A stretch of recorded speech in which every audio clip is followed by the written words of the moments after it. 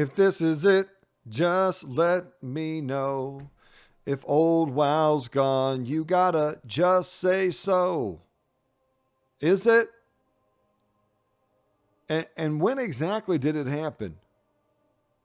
When did we just completely abandon that old World of Warcraft that a lot of us fell in love with?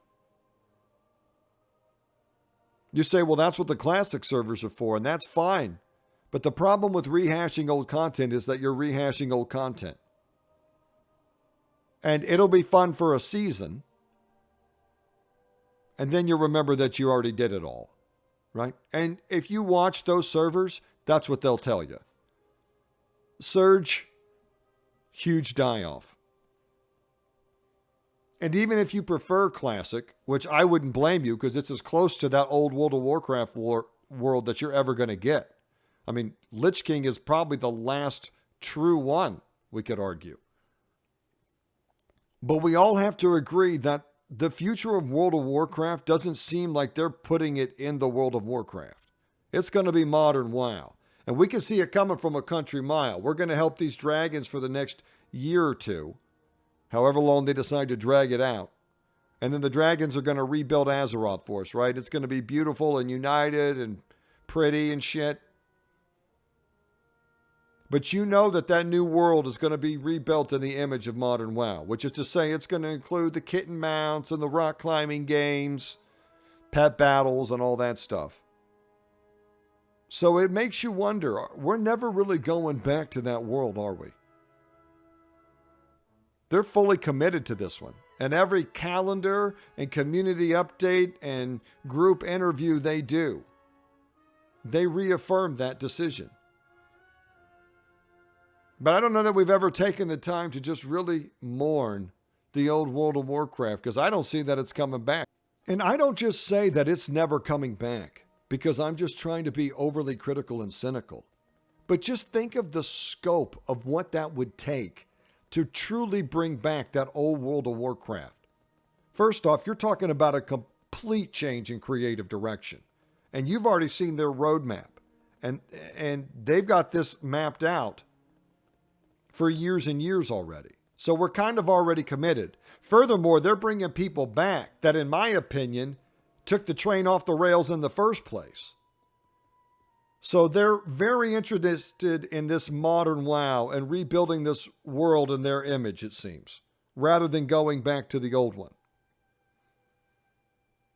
The only thing that I'll say in my defense here, and one of the things I would be concerned about if I was them, is that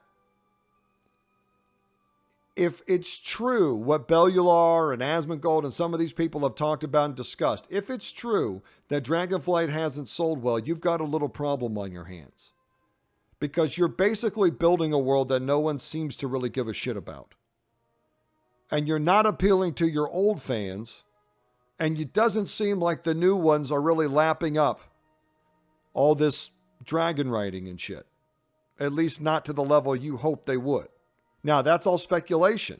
But just think if Dragonflight really didn't do that well, and the numbers really start to drop off, and this expansion doesn't actually have that great of legs, well, how are you going to pitch more of this creative direction to people that are already done with it?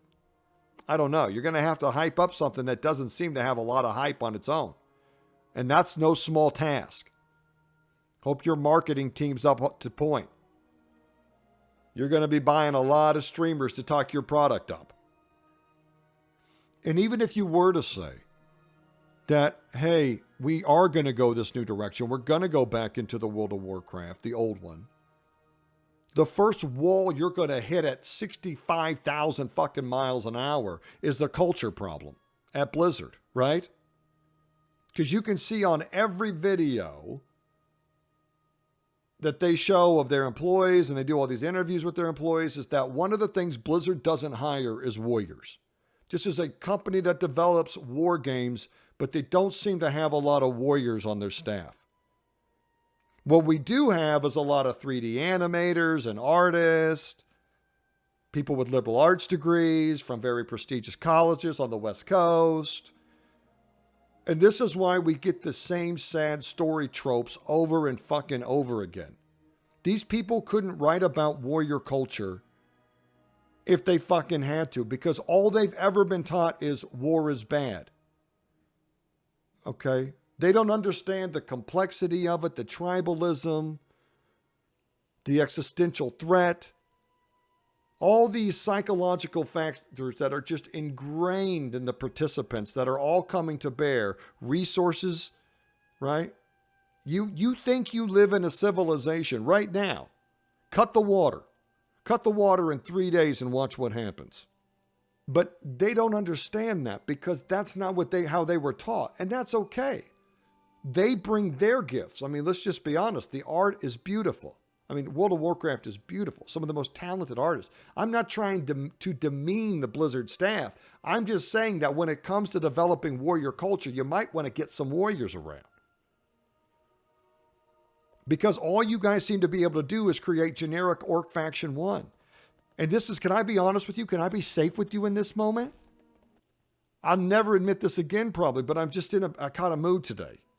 But I was going to be a Hordie at one time. I really think it, sometimes in my heart, I'm scared that I really am a Hordie.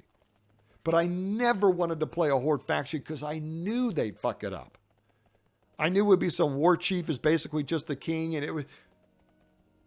Here's a little lesson for you. If you're ever thinking about doing some fantasy writing or whatever, you ever create a Horde faction in a game or anything, one of the biggest problems, both I think in fantasy but also in just human history, that war chiefs had was maintaining control over their horde. Because it turns out there's a lot of factions in there. Now, there aren't in Warcraft because they didn't take the time to flesh out the Shattered Hand and the Frost Wolf and the Dada and the whatever else, right? Whoever else that you wanted to. On the Alliance side, you could do the Wild Hammer. You could do the Royal Apothecary side. You could have classes. You could have, you could have class halls. You could be dedicated to being a paladin, dedicated to being a frost. I mean, there's just so many paths that you should be able to take in your character development. But none of that has been developed because we've been building islands to hit over and over and over. Even if you made all these changes and you committed to going back into the old World of Warcraft, what if it's not even that successful? What if Dragonflight is actually about as successful as World of Warcraft can be in the modern gaming era? I mean, we always think that, they could do better and it would be better and it would really be awesome if. But I mean, I think it's pretty clear that people are going to come play your game for a little bit and then they're going to go back into the other games. And so I think it's good for games to be developing the ideas of seasons and patches, and because no game lasts forever, right? We've all playing multiple games now. And unless your job is one game, you're probably playing multiple games. So maybe Dragonflight in this new modern WoW is actually going to keep WoW around. And I should just keep my mouth shut. But I can't help but long to go back there sometimes, family. And I don't see any way that we're ever going back. And this is the thing. I really like World of Warcraft. And I even like modern WoW. But I wanted to take a little trip with all my people that fell in love with the old World of Warcraft. I think that's gone. And I got to tell you, it makes me a little sad sometimes. We're still going to have a good time. But it really would be cool.